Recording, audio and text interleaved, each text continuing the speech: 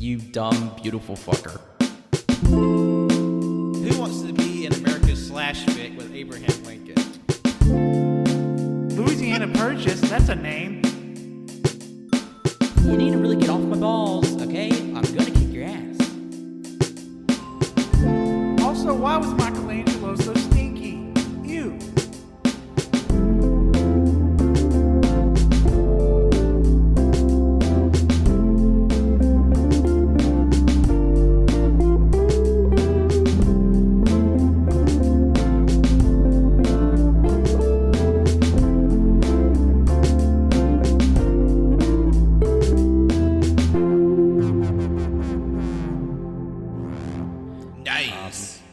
This bonus space. Yeah, strained nails.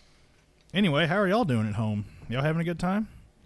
Having a grand old time. Oh man, well the cap's open. I might as well just start this shit off right, huh? Well, let's go, Cannon. Oh, I don't know. It's Crown Royal Canon, and I'm pretty sure I've had this shit recently, but here goes nothing. Oh God. This episode brought to you by Crown Royal. Unofficial sponsor. You know what? It's all coming back to me. This episode is also brought to you by Boomerang. Hello, everyone. Welcome to episode 248 of the AllYouCanHear podcast. I'll be your host today, Patrick. And joining me today are my two crystallized co-hosts. Surprise, I'm not hungover as shit, JoJo. It is, it's me. It's Canon. Every time I try to come up with something clever, it just doesn't happen. Yep. Clever Canon. Shit, where was that? I mean, you already got Crown Royal Canon. Yeah, but I didn't know if that was going to be like in it or not. Copyright strike. Yeah, because this show actually gets edited, so I don't know. Yeah. But it is on the recording. Yeah. So they might hear it, they might not. It just depends on how frisky I'm feeling tomorrow. You know what? We shall see. Yep. Yeah, so it's just me and my two sisters in Christ tonight, and we're just gonna shoot the shit. Let me get my nun hood on. Hold on. There we go. Now, we'll have to clarify. Are you just a regular standard issue nun, or are you like a nun from the band 70s film The Devils? I like to think of myself as one of the farting nuns from Ready to Rumble. I live my life like there's no tomorrow. I'm sorry. Nobody in the AYCH world knows anything about that. That's strictly Cajun greatness canon. Yes, but if you're listening to this on the week it comes out, watch Ready to Rumble. Because an episode from last year. Yeah, but still, the movie's available. Yeah. No, I meant the movie, not the episode. The episode's still available, too. Yeah, listen to that, too. It's a great companion piece to the greatest movie about professional wrestling ever made. Yep. I'm trying to think of any other content. Well, The Wrestler. We do need to watch The Wrestler. Definitely refresh your taste after watching a certain film. Yeah. Because I was about to say, like, that one's Aronofsky. We watched another Aronofsky movie that just fucking pissed me off. Oh, God, I fucking can't stand him. Like, his movies, anyway. He might be a pleasant person, you know. I don't know. I don't know his politics. I don't know. Like, I mean, granted, I imagine his politics are pretty good for making Mother, but like... Mother! Yeah. Mother! Spoiler alert, that's the movie we're going to talk about. At some point. And the spoiler alert, it's fucking dog shit. Like, Mother at the disco. Or, I mean, let's be fucking real. I mean, we talked about it, what was it, last week? Yeah, it was recently, but then, you know, we had some time today before recording for Cannon got off work. And you know what? Because we were shitting on it earlier in the month, and we watched another shitty movie that made us mad called Don't Look Up. And so like, hey, let's compare these two and see for ourselves if it's, you know, better or worse or, you know, on the same level of playing as Don't Look Up. Guess what? It's actually worse. Yeah, like, Don't Look Up is just kind of not good. And like, more so in just its presentation. It just comes off as, like, very smug, liberal, I know, like, coastal elite, I know better than you sort of bullshit. But it's like an extended Samantha Bee bit. Yeah. Like, it acts as though it's smarter than you while giving nothing substantial to change or help the situation. It's just regurgitating current events in a less funny fashion. Yeah. But then Mother is like, I will give it at least its due credit in that it's a very well made film. It looks very good. Yeah, I mean, Don't Look Up did too, and like the acting was solid. Same with Mother. You know, like the sort of technical aspects of it are pretty, you know, at least competent, if not excellent. But the actual content of the film, it's fucking infuriating. God, it's so fucking pretentious. It's like it's the biggest "Did you get it?" movie to ever exist. Yeah, it's just like it's very like unsubtle, like biblical Genesis story, but also a climate change allegory, but also about writing process and female muses, and also domestic abuse maybe, and it doesn't handle any of that with like any sort of grace or subtlety or nuance or even just like, I don't know, depth. It just kind of touched them on like surface levels, and I don't know. It was just like it's kind of like 2 hours of abuse porn starring Jennifer Lawrence. Yeah, and like my review on Letterboxd just sums it up. Because it's so like unpleasant and repulsive and condescending and pretentious. I asked myself, like, who the fuck is this movie for?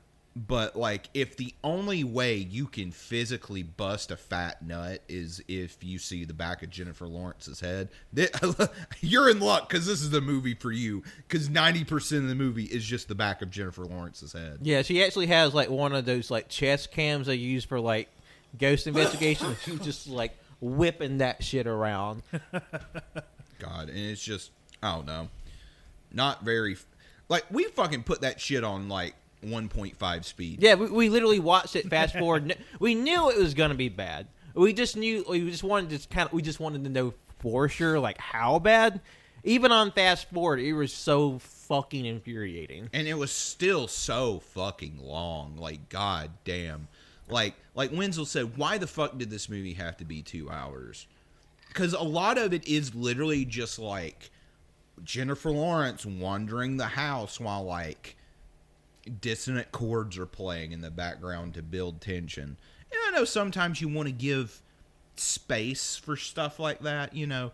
Not everything has to be, like, engaging you on all levels, as, you know, at every single moment. But, like, there's, like Pat said, for a movie that's as dense as it is, there's also a lot of just empty space. Yeah. It's almost like it doesn't warrant, like, 2 fucking hours. Like, honestly, 90 minutes would be pushing it. Yeah, like, this could be like you can tell the same story in a much shorter package. I'm sorry, Marty Scorsese. I don't see this as an underappreciated gem. Is that what he said? Yeah, he said this movie would not be appreciated in its own time, and he was right about one thing. I don't know. Maybe some, like, if because I've seen people, like, love the fuck out of this movie. And you know what? If you do, more power to you. It was just, it had nothing to offer me. And, like, I don't know. The piss baby at the end was funny. Wait, what? Slow the fuck down. Bump the brakes. Piss baby. There's a point where, in the latter part of the film, Jennifer Lawrence, like, gives birth to her and Harvey Bardem's child in their house. And it's, like, supposed to be, like, this very ham-fisted Christ allegory. Yeah. Like, and Harvey Bardem is God, and Jennifer Lawrence is Mother Earth. And, like, he's just so, like, wrapped up in his celebrity, because he's, in story, he's a writer. Yeah.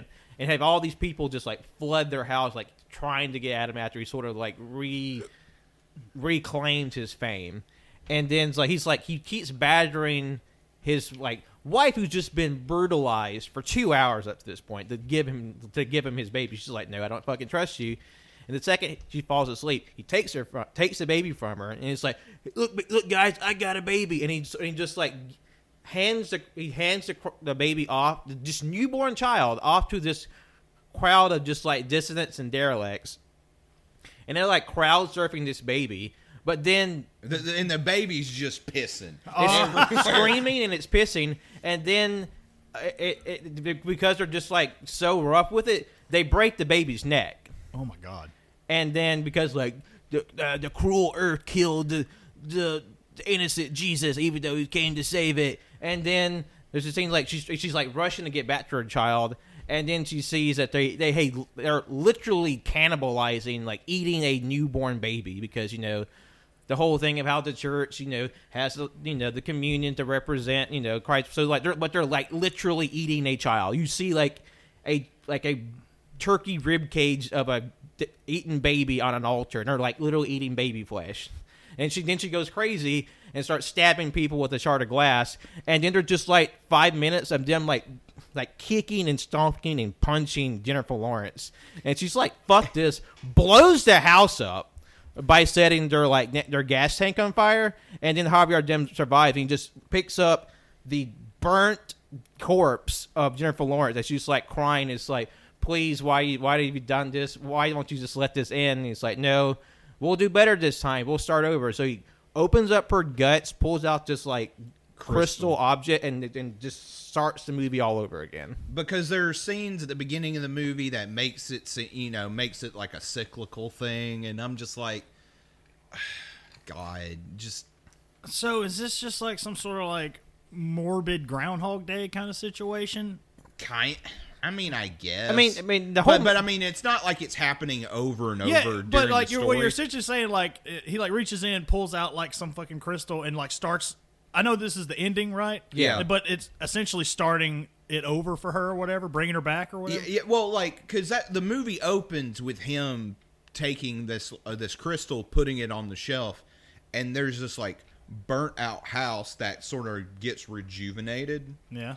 And then the same thing happens at the end when he rips it out of her chest, puts it on the.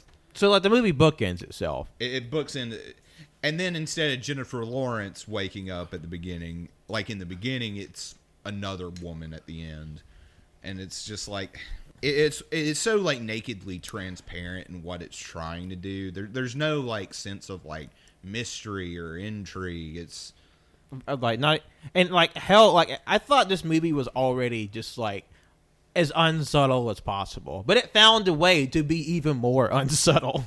And like subtle, I don't think subtlety should be everything. You Of know? course not. Like there's sometimes you need to make very direct points, and I think people overprize subtlety. Yeah. Or mistaken it for just shoddy writing. But at the same time, like, not only is it just very blunt in its messaging, it's also like ribbing you in your seat, being like, "Did you get it? Did you get it?" It's kind of like it's like Jesus in the New Testament, and he's right, and God is right in the New Testament. You Wow. get it? So what I'm hearing is Don't Look Up and Mother have a lot more in common. Oh yeah.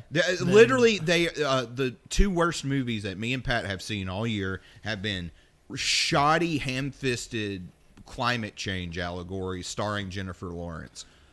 You see, like, so now, God, I know Wenzel wanted all of us to see it, and like I've pretty much heard the whole movie like 3 times now. Because you listen back to those episodes and you heard us talk about it. Yes, I do. I'm a fan. What can I say? And yeah, it's it sounds like everything on the other side of the fence. Fun lives on this side, and Mother lives on the other side. Yeah, and like, I'm not one to necessarily balk at violence in movies, or like, especially like violence against women a lot of times, even though like There is a way to have there's a way to hit that. to do that, but like, and I'm not even saying this movie's problematic. I just felt gross, and especially that one scene when they're just like, "You stupid bitch, you cunt, you whore," and they're just like the camera is just on her face as people are punching and kicking the shit out of her, and it's just like, I don't want to watch anyone get assaulted like that for 2 hours straight. And the thing is, like, And like obviously that's intentionally like uncomfortable, and there's nothing, and like you can make an intentionally uncomfortable movie. Like discomfort in media is not a bad thing. Yeah, exactly. And I mean, like one of my favorite movies is Blue Velvet. That movie has a lot of very upsetting imagery in it, but like I don't know, it was something about this. I think if the movie had something more substantial to say, I wouldn't feel as gross. Yeah. But everything just feels inelegant. Yeah, and because it doesn't have, to me, it doesn't really have a lot to offer or a lot to say. It just is just Jennifer Lawrence being gaslit and abused for 2 hours. And you know what? I don't know. That's just not like. I mean, I don't mean to sound so like white bread or basic bitch, but at least in my opinion, if you get like a scenario like that in a film where someone is just getting like just abused and brutalized the whole time, you want them to get theirs, right? Yeah. Mm-hmm.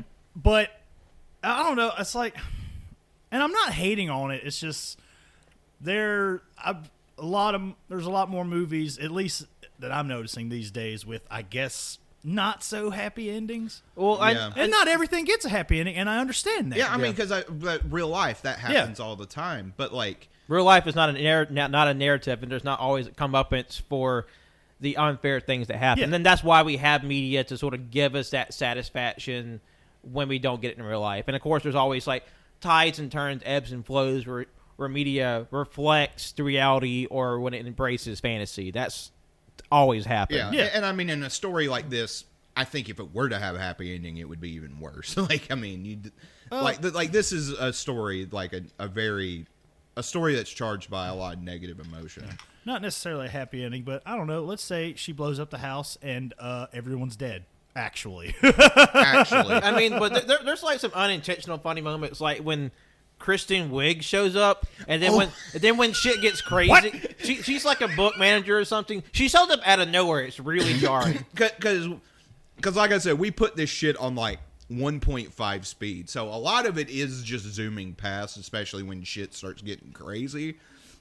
But like, I had to stop. I'm like, is that Kristen Wiig? Well, Why like, the fuck is she in this movie? When there's like full on like police riots inside of this house. And there's a bit where, like, there's, like, all these people with, like, black bagged on the ground, and she's, like, executed them with like, double pistol. Bam, bam, bam. Yeah, like, there's, like, 2 lines of people laying down black bagged, and she's got 2 pistols just walking in between them, just going, pop, pop, pop, pop, pop, pop, pop. Turns around, it's fucking Kristen Wiig, and then she just gets blown the fuck up. I just hee-haw when her ass just gets exploded. God. My one moment of levity in that film. Yeah. good lord. And like I said, I'm not bringing this up to say, like, the movie's, like, problematic or we should cancel Darren Aronofsky. Although I did put out an order for a citizen's arrest of Darren Aronofsky. But that was more so about the quality of the film and just... I don't know, like, and I think it's just the type of movie both this and Don't Look Up are. It's hard to pull that story off without coming off as shrill and just, I don't know what's the best way to phrase it. Just It's like shrill and just repellent, like, yeah. Because even the stuff in Mother that, like, especially like the climate change stuff and sort of its interpretation of Christianity, I'm not necessarily against or disagree with, and a lot of times I even agree. Like, I guess an aspect of the movie I like was how Javier Bardem played the quote-unquote God character, which to me, like, read even, like, the most generous interpretations of the Bible, it's sort of, that's how God comes off to me, personally. But, like, I don't know. I don't even know where I'm going with this. Like, I'm just... this movie just frustrates me, and, like... And not in a fun way. Like, you know, like, there's, like, some movies you watch where you may not get everything, or you might find it frustrating because of the characters or something, but that's part of the appeal. Like, something like Uncut Gems, where every character makes every, like, conceivably bad decision along the way. It's just... I need to stop talking about this movie. Fuck this movie. It's fucking dumb. It's stupid, and I fucking hate it. It's like a trilogy of episodes. Yeah. The Mother Trilogy, or I don't know. Because I was thinking like what this episode could be called, and like already possible title for this episode is just Banter but lowercase b. So, Yes. since I have everyone here, should I watch this? No. No. No. You absolutely like. No. Hearing everything about it, I know for a fact that I would have a awful time. I mean, we can go for the hat trick, Ken, and have literally every single member of AYCH just give just a bad review on Letterboxd. Because like the highest it has is 1.5, and that's by Wenzel. That's the high. Holy shit! Yeah. Yeah, like I was texting Cody earlier today, and he's like, "I fucking hate that movie."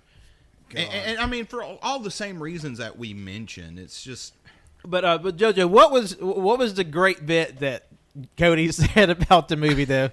Oh God, let me bring it up, because he had some fucking takes that made me hee haw.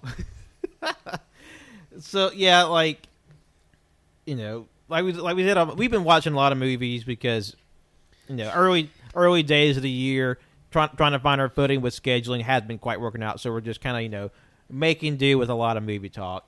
And after several weeks of like some pretty strong films, we're getting to some of the shallow end of the pool a little bit.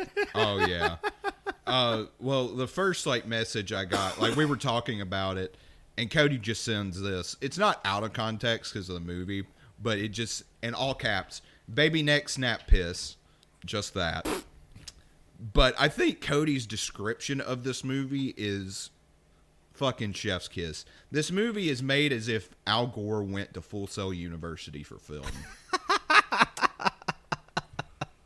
And it is very much it's what to me when I imagine I say quote unquote normal person, but Someone who hasn't been exposed to a lot of art house cinema or or just, me.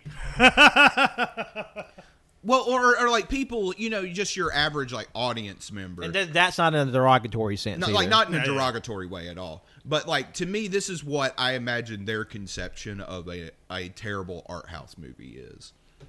This is what art house comes across to them. Another great Cody bit about the movie. The only character I could relate to in that movie was the baby. I was actually jealous when it died. But yeah, that wasn't a jab. That's totally me. Since living here, I've seen the most, I guess, art house films. I don't know. What is even the textbook definition of an art house film? Oh, well, the I'm problem, learning here. the problem with definitions, especially with art in general, is once you try to hone in on what it is, it becomes harder to define. It becomes very limiting to a subject that is very broad and nebulous and different person to person. Yeah. Mm-hmm. So, I don't know. It's I feel like it's a little bit trickier to try to group what art house film would be. Obviously, I think at least for me, whose words lose them. I feel like it's more of an intuitive sense of what would be art house or not. Well, I mean, it's sort of the question of what art is in general. It's yes, you know it when you see it, type of thing. Well, I guess the better question is, what are some that y'all have shown me? Oh, I mean, The Holy Mountain. Yeah. That's definitely anything by Lynch. Oh, yeah. Or Hoder Out. Those are the two big ones in my head. I know. You can get into Tarkovsky and some Kurosawa. It's just usually with art house, it's a lot less rigid in terms of its plot, its themes, characterization. There's definitely a lot more freedom of narrative and content because sometimes there's no narrative. It's just it's just a progression of events, and sometimes like a movie y'all walked in on us watching, Angel's Egg. It's an animated film where there's not really a plot. It's just a sequence of events, and it's more so made for the sake of it being made, because the director said like he had no overt purpose or message when he created the film. It's just more so like a place for people just to get out their ideas and just sort of in a space, because they may not have that opportunity in a more mainstream position. Yeah. Yeah. So yes, I have seen some art house, Yeah. and Very appropriately, you get to see that in the art house. in the art house. Art house in the art house. Yeah. Oh. Well, like she walks. What was that movie? She walks alone at night, or what?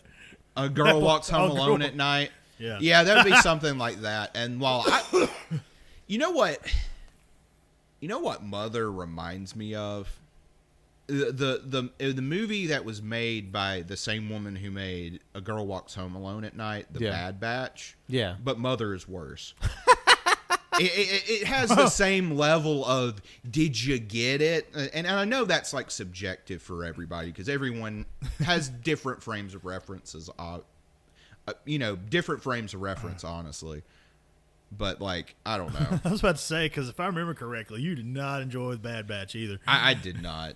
That was another movie I watched on 1.5 speed. Yeah, because there's not many movies that I felt like the need to like let's hurry this along.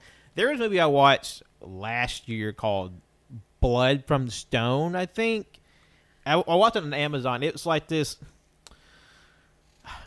movie that takes place in Las Vegas about two vampires like living in the modern day, and it just felt like just languid and aimless. 2 hours, I'm like, we got to speed this up, boy, because like it's just sort of like them just sort of like being just like lamentful and lugubrious about just like all their mistakes. The male character more so than the female character, but like it's kind of like just nothing was said, nothing was progressed. I mean, obviously that's entirely subjective. I kind of feel like there was like a span of 10 minutes where like that's a really cool idea, and then the rest of it is just like, well, this is just I don't know, nothing that I'm enjoying. The portion I liked is when the vampire dude, who's a fucking Chad, just brick shithouse dude, cowboy hat. He looks like a fucking frat dude, but he's just like white as fuck.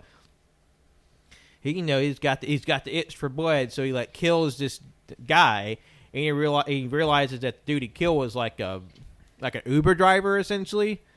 So like he takes the dude's car and he starts picking up people in the Uber, and he kills the people that he picks up. So there's like a portion of the movie where he's like, oh, your ride's here, and he kills them, drinks their blood, and ditches them on the side of the road. And he does that like for a night, and then just goes about his merry way after that. Which like that's a neat concept. I would like that as for like a short film, but then like that's the only part of this 2 hour movie that I thought was interesting. Yeah. Yeah. So yeah, you know, if Mother seems like it'd be the thing for you, go for it. But as a general rule, there are very few people I would be like, yeah, you should watch this. Like it's an AYCA sort of like, I guess, rubric. We have our opinions, and we don't want to be dismissive of other people's opinions, and we always suggest you go and research it, and you find out for yourself if this is for you. Oh yes. It's just like we just have to be honest with our opinions on it. It's like it's not for us. Because I don't know if like what this means in my brain, but like I'm hearing all these things about Mother, just list after list of terrible. And still, I'm just like, what, do I need to watch this fucking thing? I mean, like, I've definitely been in a position where I've heard tell, like, plain as day, like, this is sucks or this is shitty. I'm like, I still have the bug to check it out myself. Yeah. And that's not wrong. Yeah, that's never. I was like, I've done that thousands of times. And hell, sometimes it pays off. And hell, I really like it when people, do check it out for themselves to form their own opinion. And it's the healthiest thing to do. Thing to do, because you don't want to go off what someone else does when, it could be your favorite movie. You never know. This is true. And even if you don't like it, it's good that you, like, confirm for yourself. It's always good for you that you experience it and you come to that conclusion on your own. Yeah. Even if it even ends up being the same as what everyone else told you to be. Yeah. It's like, well, I know now. It's fine. Or like I will hear like people describe a movie like Don't Look Up, and I'm like, I know I'm going to hate this movie, and you know I try to go in with as little expectation as possible. Yeah. You know, I want to give every movie its fair shake, or just give anything its fair shake. But a lot of time, I know my taste, and it's just like, yeah, that ain't good. Yeah, I don't like that. So that's just how the cookie crumbles sometimes. All right, it's 30 minutes, and I'm tired of talking about this dog shit fucking movie. Yeah, a bit of a Like, we just came out of the gate swinging. just like a bit of a bitter opening, but it might be interesting for folks to listen to. Just direct and to the point, no dilly dallying like they've done in the past. Like that movie did. I mean, there were a lot of other movies watched. Definitely so. And some that you've watched that we haven't seen. Because Cannon was gone for about almost a week and a half, 2 weeks. Yeah, just about, yeah. Cannon went on his own cinematic adventure in the wilderness. I did, and good God, looking at it now, it was an interesting adventure. Like, I do believe I mentioned this on Cajun Greatness, but I did watch Dark Phoenix. That finally happened. I want to hear your fucking treatise on this. Yeah, I know. I really didn't we didn't talk about it. I mean, it wasn't the point of the show. Yeah. I mean, but it's not like we never go off script on that one. True. That would require us to have a script. Oh shit! Okay. Would you like a script starting today? Yes, please. No, no. Dark Phoenix. I guess the 1,482nd X-Men movie or X-Men related. No, I'm kidding. What is this? 12th? Like 12? I think because New Mutants is 13, if I remember. Unlucky Because 13. let's see, there's X1. Oh, don't make me go through the list. All right, 1, 2, 3. Wolverine. Or let's say Wolverine. Origins, the Wolverine. Logan. Days of Future Past. Days of Future Past, First Apocalypse. Class. First Class. Apocalypse. Dark Phoenix. Dark Phoenix. New Mutants. I guess Deadpool New 2, Mutants, technically. Deadpool 2, yeah. Yeah, so that's around 13. Yeah. But, not good. Not good. I will say, Shimmy brought this to light on a recent episode of Cajun Greatness that the stuff that I thought was pretty cool in the third act was actually added in, like, after the fact. So, basically, without any of the stuff that I liked, wow, this movie would have been even worse. Like, I gave it 2 stars on Letterboxd just because, there were a couple of bits here and there that I was like, this is okay. But it wasn't good. It's from what you said in the past, it kind of just sounds like not so much as like, ooh, this is like actively make me dislike it. It's just kind of like it's a lot of just nothing.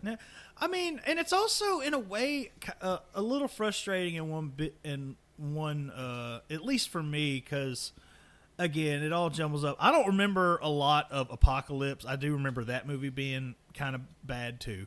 Actually, not that great. But I don't know, like, there's just one storyline in this one where it's like, oh my God, we're going to get mad at Xavier again, you know?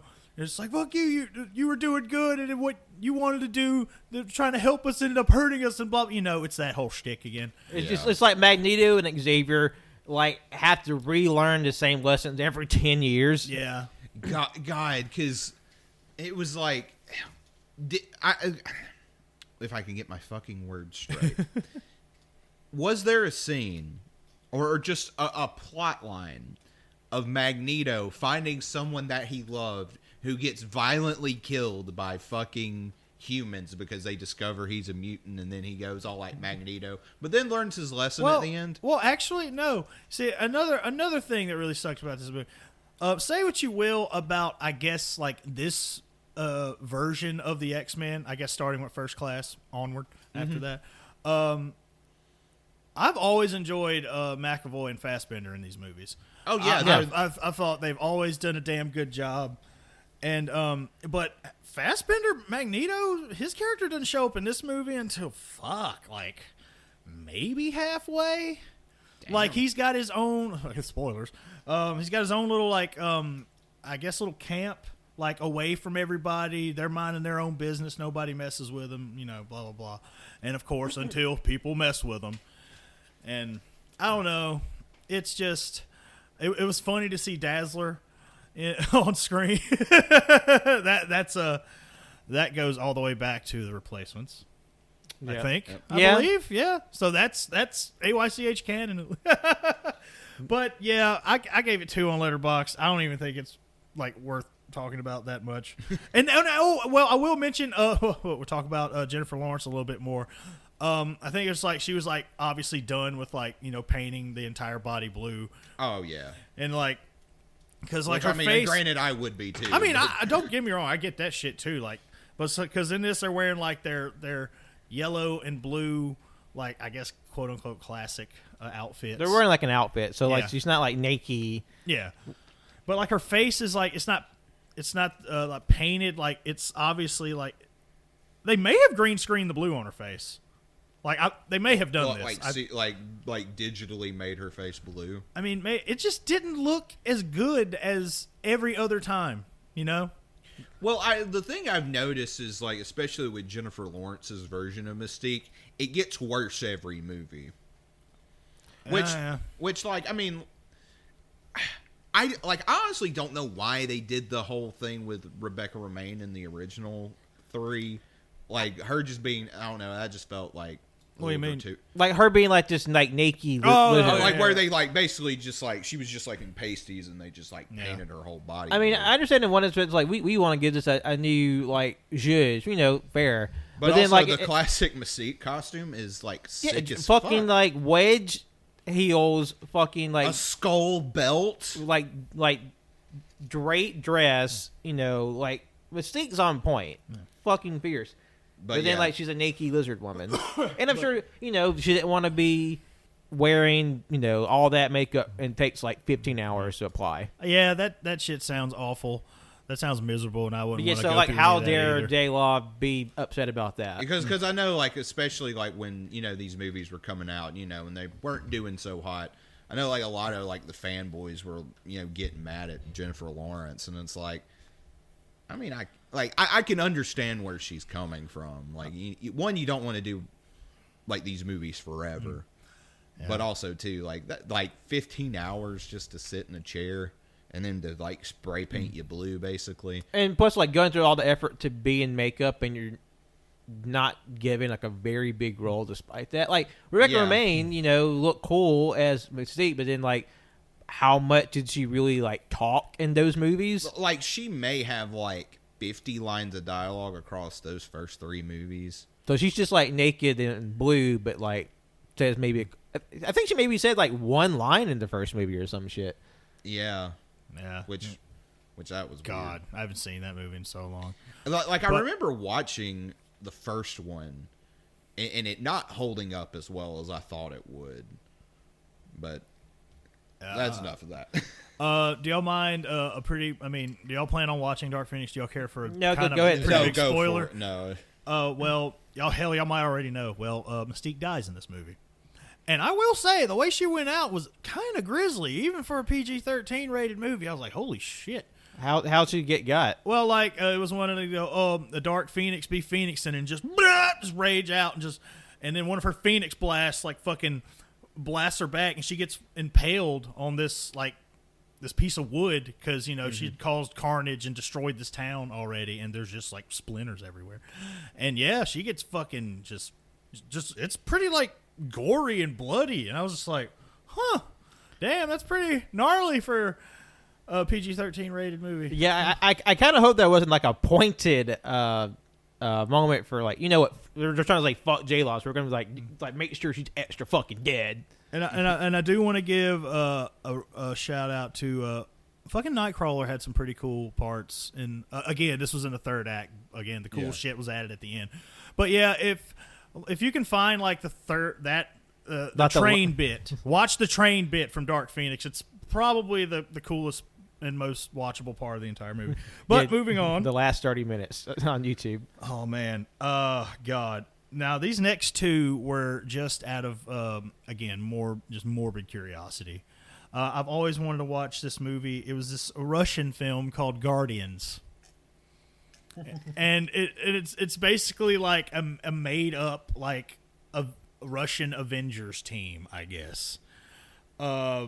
I don't remember any of their names, but the only thing that I took away from this movie is there is a bear man with minigun. Which, that is just badass. Like that, Objectively badass. like it's not the best like effects in this movie. It's not the worst either. I will it's say surprisingly better than what I was thinking it would be. that. Yeah, but I mean it's definitely an experience. Like, I'd say watch it if you're like me, a very curious person. But like, man, like one of them, I guess the quote unquote leader, he's an earthbender. Okay. Like pretty much that's what he does. Again, I've already talked about there's this man who can turn into a bear man, like, but then I shit you not, later on in the movie, he can go full blown bear, like on all fours bear. His pants disappear, and then later back he's man again, and his pants are back. But we're not going to talk about that. Yeah. Another guy, he's basically Nightcrawler. He can teleport, and he has these two blades that I shit you not are almost perfect circles. Like they're almost just. They look very cumbersome. But he's like poof, poof, poof, poof, poofing around, just slicing and dicing motherfuckers. And there's another character. I think she, oh, wow. Can go invisible. oh, wow. We're going to do the Fantastic Four bit. Yeah.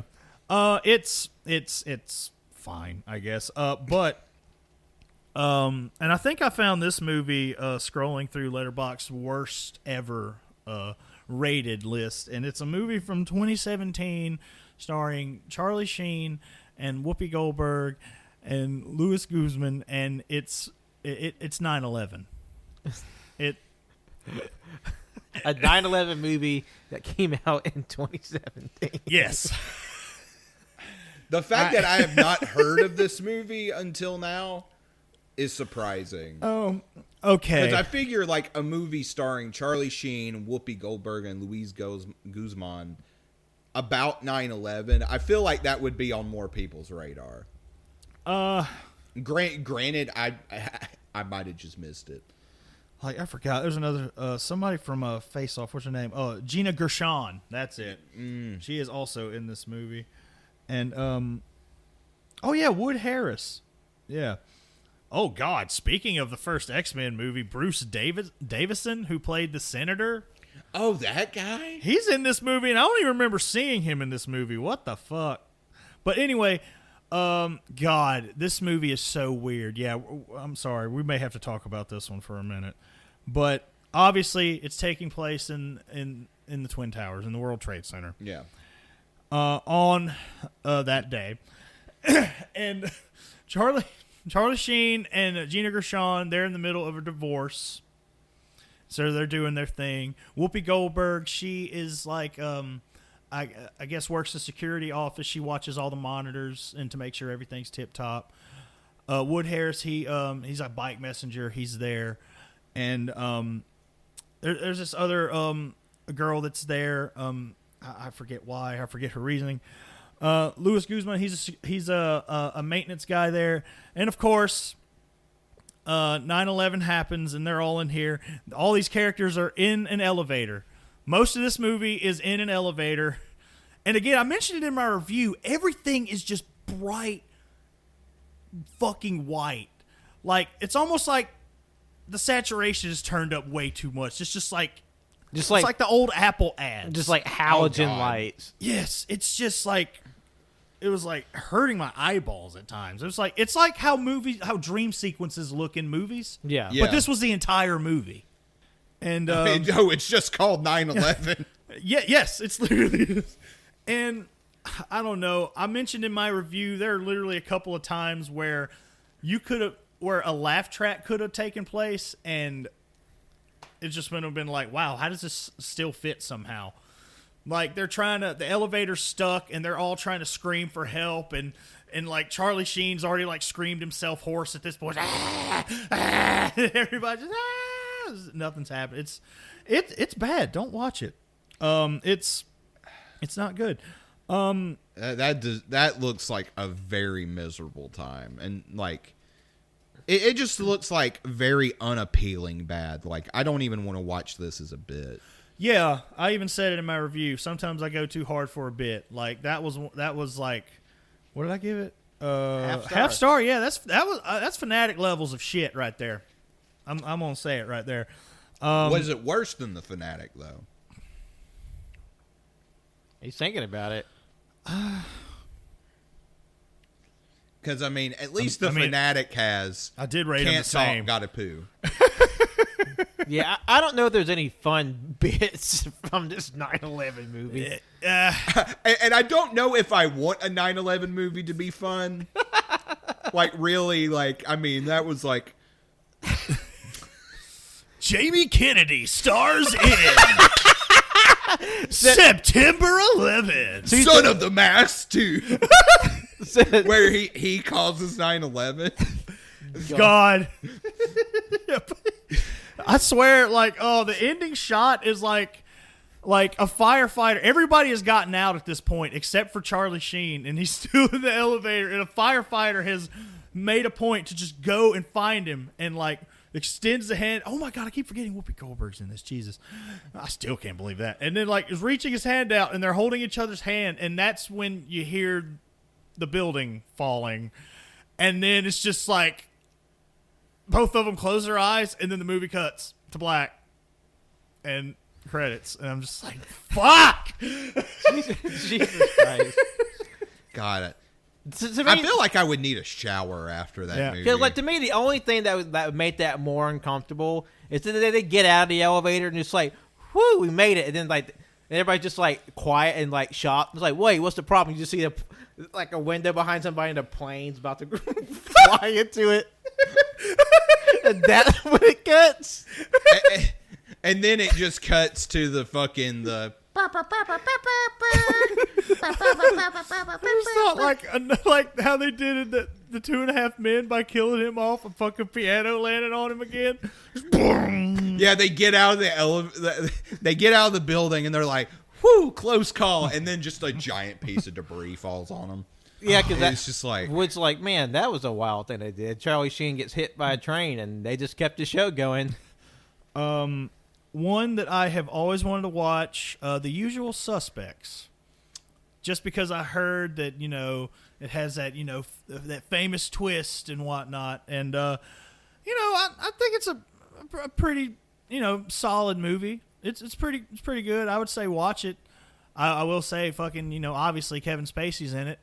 Yeah, so but, keep that in mind. But how, you know what? I want to. If you haven't seen it, I won't say. I'll say the twist is kind of interesting if you haven't had it spoiled for you. So I would say check it out if you don't know about it. I finally. I haven't talked about it on this show. Finally watched Interstellar. I think this might be a good time to go to break. I feel like there's a lot to be said here. So we're going to take a break real quick and be right back with you. Hang tight.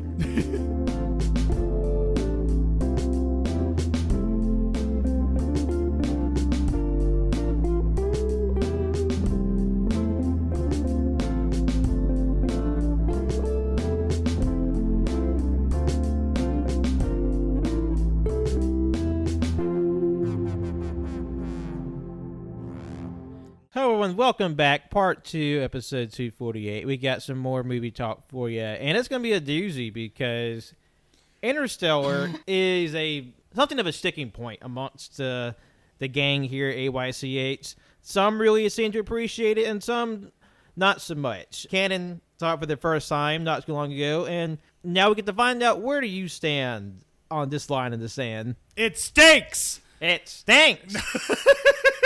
No, I'm kidding. Yes, I finally went down this road, and I just noticed in my Letterboxd diary that that week that I was not here, I was knocking out about 2 movies a night there, but on Interstellar night, obviously you can't do that because Interstellar's like what 3 hours long. Damn near. Yep. And I like Christopher Nolan. I enjoy most of his films. And this isn't necessarily a bad movie in my opinion. It just fucking treks for so goddamn long. And it's funny because like time passage is a big part of this movie, and man, I felt like I was getting more gray as it was happening as well. Yeah, Cannon was up in that spaceship too. I was there. I got fat along with Matt Damon. Spoilers. But I don't know. I mean, I like Nolan's stuff. It's just I feel like just the beats in the movie, like there wasn't I guess there just wasn't enough going on between the long chunks of, for lack of a better word, nothing. Yeah. and like with Mother, like I get that's part of it, but there's also a difference between giving something time to breathe and giving it space. Yeah. And also having entire plot lines you could cut from this movie and nothing would change. Yeah. I agree. I feel like not much would change. I should say. And you know, Nolan loves his twists. He loves his payoffs, and I mean, this one was cool. I guess it just didn't. I was just whelmed. I wasn't even underwhelmed. I was just whelmed. You were just whelmed. Yeah. Yeah. There's a great bit because there's an episode of Caging Greatness or Travolting Development where a friend of the show, Postman Frank, is talking about watching it and not being too pleased with it. And you kind of like you see his progression. The movie goes on. It's like, yeah, it's all right. I don't know. You're kind of losing me here. And then like that thing with the bookshelf was goddamn bullshit. But and you know, it's like I'm not gonna disparage Colton Winslow for loving this movie. I know they do. Winslow hates the fact that I don't like this movie. Because the fuck? Oh my god! How do you not like it? What is wrong with you guys? Which like that's an was that a good Winslow? I don't know. The parts that weren't the audio, yes. Oh, like my mannerisms. Your mannerisms were like, ugh. Like Cannon has some physicality to that impression. Yeah. But I'm like you. Like, it's definitely not like the worst movie by any means. Yeah. To me, it's just the worst. It is. To me, it exemplifies the worst aspects of a Nolan in like the most annoying way. Because the thing is there's a lot of good ideas that the movie's dealing with, and like, or just cool concepts, like cool like sci-fi concepts. But like this was him trying to do his take on 2001, and 2001's like an hour shorter, and also I think 2001 is just a better movie on every conceivable way. But I don't know, because when I saw this movie initially was with the rest of the lads, and everyone else was just high on this movie. And I felt like, I don't know. It was like, I felt so out of place because it wasn't that I think the movie is like the worst thing ever made. I just don't get the hype. It just didn't click with you. Yeah. And from what I hear, like most people kind of have the same opinion that we do. Yeah. But like, you know, and the thing is like, I mean, that like movie clicks for them, and I don't want, like you said, don't want to disparage them. It was just, the movie does some things that I'd be interested in rewatching it again. I mean, yeah. But it does some things that just are tailor-made to piss me off. Because like technically, I'm the only person in the cast that hasn't seen it yet. So it'd be funny to see. I could kind of anticipate what side of the fence I'm going to land on just from like hearing them talk about it in non-spoiler capacities. But I think it'd be a funny bit. It's like, I was just like, it's all right. See, because, and something that would save this movie a lot, and I know this is a lot easier said than done, but just rewrite Anne Hathaway's character, dialogue, everything about her, the movie gets exponentially better. Because that speech she gives, and I know, like, for people who love this movie, it's like this very, like, powerful moment, but to me, it's like really, like, it's lame. It's whack as shit, where she's just like, love is the constant across the universe, or some fucking stupid bullshit. I just, It's like I don't know. It's kind of strange because, like, again, Nolan films. I guess maybe with the exception of Following, which is like what, an hour 10, I believe. Yeah. I still haven't seen that one, but I know it's really short. But other than that, he likes to do like really like chunky movies. But even so, like the pacing in a lot of his movies like tend to make those long run times feel a bit shorter. That was not necessarily the case here. Like, even other Nolan movies I'm not, like, super keen on. Like, yeah, like say something like The Dark Knight Rises, for instance. I'm not a huge fan of that movie, but, like, it does, at least from memory, because I've only seen it the once, it does have a pace to it. That, But this just has a very languid, in a bad way, pace. Especially, like, once they get to space, it's just, like, you know, the ship flying, in outer space, which, I mean, cool, I guess. But, like, It's like Star Trek, the motion pictures of, like traveling through space. Yeah, kind of. So it's not like it's just exciting, like, zipping around. It's like this very methodical, like, pace. And that's the point of the movie, and I get that. It just, I wish it went a little faster. Want a little more sizzle with mistake, you know what I'm saying? Yeah. And like we said before, like it doesn't mean like every single part of the film has to be just like crammed with content. There's just like bits and shit happening. But how like a more methodically paced film comes off to other people is going to be different. I mean, like, it just might sound like we're just beating the brow of like art is subjective. Yeah. But like, but it is. But it's a point that I feel like these days can't be overstated. And I will say this, and Cody says I'm crazy and all this shit for thinking this, but the mixing in this movie, the sound mixing, is god fucking awful. It is some of the worst I've ever heard. And Nolan, he purposefully mixes his movies to only be optimal for the highest grade state of the art theater system. Like the Ultra HD IMAX Suck My Cock edition. Yeah, like this makes your pussy throb. That kind of shit. Yeah, so when they try to move that, try to mix it for home video, it sounds awful. And I mostly notice it in the beginning of the movie. Like, to me, the music just drowns out a lot of, like, dialogue, and it's just way too overpowering. Yeah. Like the scenes where they're, like, where McConaughey and his kids are in the car and they're going in the cornfield and shit, and the music's just really loud and obnoxious, and it's doing very much like a I don't want to say John Williams type of thing, but this kind of similar progression you hear in a lot of movies. Like, if I tell you a scene of people riding a pickup truck through a cornfield, and it has like music like E.T., but like it's like the music is like kind of blown out not like blown out and like to where it's bad. It's just, to me, it's like way too overpowering.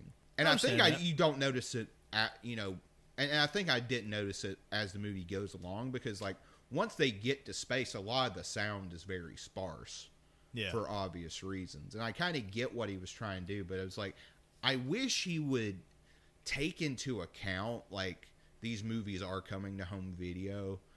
Like, just hearing his recent interviews on, like, what he thinks about cinema, I'm like, shut the fuck up. You can't watch movies on your phone. Yeah, it's like that David Lynch quote, which I find hilarious, but also infuriating. It's like you can't watch movies on your TV, only in the theaters. Yeah, well, and I will say, like, when Lynch said that was like when phone screens were shitty. Now, I mean, you can watch movies on your phone and it be in like very good quality. I was saying, it'd be a great bit. It's like let's stream me watching a David Lynch film on my phone, like not showing it obviously, but it's just streaming me watching it. It's like I am watching Mulholland Drive on my cellular device. It's the camera's just pointed at you and you're reacting to it. It's like that Canon guy reacts to Mulholland Drive. And also, I hate when people tell and I know this is a childish notion I have, but when people tell me to do shit, I tend to not want to do it. Yeah, when you like or I just want to do the exact opposite to piss them off.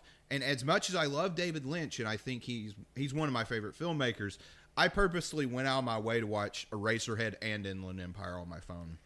Because Denis Villeneuve had a very similar position when talking about how Dune, his version of Dune, should be watched. Like, it should be only watched in the theaters, not on your phone, not on HBO Max. And there's a tweet that went around of like watching Dune, like Denis told me to, and it's literally just like a fuzzy ass picture of this guy like with his phone propped up against a Bud Light can.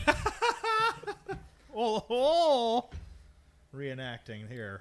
We just so happen to have a Bud Light can in the house, and now I'm watching Blue Velvet. but it's like, but the thumbnail just can't. Just like, what the fuck? yeah, but like, and the thing, and I get why that you want to watch the movie on the most optimal way possible, but like at the same time, not everyone has access to that. Whether that be financially or just. Like, the theaters around here just fucking suck. Like, even, like, the IMAX screenings, like, those aren't, like, optimal in any sort of way. It's like, are movies classist? Discuss. Well, I will say, like, whenever I would go to the movies with my dad, we always went to IMAX, right? Mm-hmm. It was like, I never thought it was too bad. But the one thing, especially in our local theater, I noticed, like, the air vents, the sound would make like all of them fucking rattle. Oh, it's like you just like hear it rattle with like every fucking rumble in the theater. And like our local movie theater is getting close to like 15 years now. Like it's not a spring chicken. But no, I think I was in middle school when that theater was built. Yeah. Oh wow. Because it was basically there was in that Bama Theater and the one behind the McFarland Mall. Regal Cinemas. Which, that was the one I grew up in. That was the main one, because like the Bama Theater, it kind of became like the dollar theater after a while. It was always like, the second fiddle too, because Regal Cinema had more screens and more rooms. No, like it had double the screens. So it was kind of like the second one, and then after a while it became like this is where the after plays went, and then eventually it kind of withered away, and now it's like a Dollar General kind of. So I mean, and now it's kind of a Dollar General. I mean, he's not wrong. Either you die a hero or live long enough to be a Dollar General. Also, I want that on a T-shirt. I'll clip that. Oh, man, just have like fucking Two-Face just saying that. And that was Interstellar. Any more thoughts on that, or I think we're good on old Interstellar. Yeah. I'll try to breeze through like the rest of the movies I've seen, because I don't want to take up like too terribly much time. Because and again, some of these I know y'all have discussed on the show before. Finally saw Judas and the Black Messiah. Really good. Really fucking enjoyed it. That was probably my favorite movie from last year. Granted, I didn't watch that many movies that came out last year, but my movies released in 2021. What awards was it? The Oscars where we were watching and Daniel Kaluuya was just fucking zooted out of his. Oh mind. yeah, he was definitely enhanced in that moment. Wait, oh yeah, I think I remember that. Because like I think he won. He won. He won some award. And I think it was for his. It was for Judas and the Black Messiah. Yeah, for being Chairman Fred Hampton. But yeah, yeah, he just got up there. I mean, and you could just tell he was just like, I am feeling it right now, Mr. Krabs. And I'm like, man, you do you. Because I think I watched a chunk of that with y'all, and I remember correctly, like, when he won that award, when the camera got on him, he had that look of almost like, oh, shit. Like, oh, I got to get on stage. It's like, I better straighten up. But yeah, it was a really good film. It's infuriating. because Yeah, of, yeah, like, yeah. Obviously, based on real, purposefully infuriating. But it's history, Yeah. or a dramatized version of history, but history nonetheless. Yep. I got to knock out Zack Snyder's Army of the Dead, the Netflix movie. Yeah, And how was that? It's fine. I thought it was fun. I don't know. They're like even for Zack Snyder, like his movies are generally dark, but this one it's happening mostly in the daylight. But still, somehow, it is one of the blurriest movies I've ever sat through. Like, I don't know if that makes any sense. Yeah. I don't know if it was the TV that I was watching it on, but they were just like, and then again, it's a Zack Snyder film. There's a lot of green screen.